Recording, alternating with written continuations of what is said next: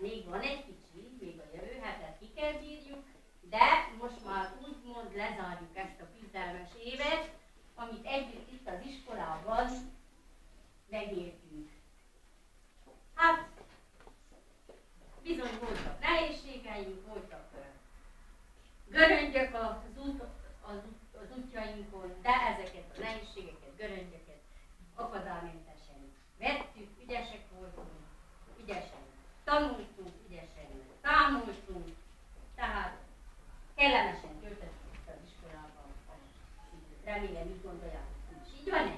Igen! Na most erről az iskolai időszakról, amit itt az előkészítő osztályban tanultunk, egy kis ízelítőt adunk a szülőknek, hát nem ennyi az egész, mert mi még ennél sokkal többet tudunk, de bemutatjuk, hogy mégis mivel töltöttünk itt délelőtt